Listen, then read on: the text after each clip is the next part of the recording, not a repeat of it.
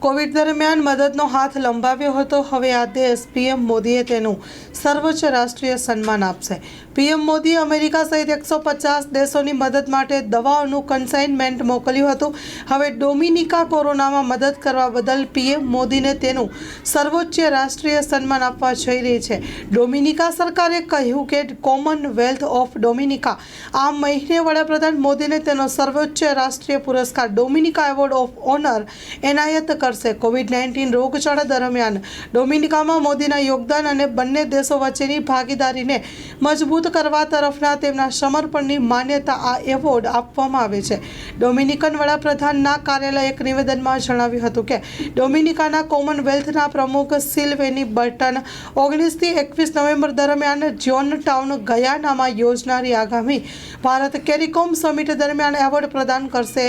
નિવેદનમાં એમ પણ કહેવામાં આવ્યું છે કે ફેબ્રુઆરી 2021માં પીએમ મોદીએ ડોમિનિકાને એસ્ટ્રાઝેનેકા કોવિડ-19 રસીના 70,000 ડોઝ પૂરા પાડ્યા હતા। આ એક ઉદાર ભેટ હતી જેણે ડોમિનિકાને તેના કેરેબિયન પાડોશીઓ માટે સમર્થન આપવા સક્ષમ બનાવ્યું હતું।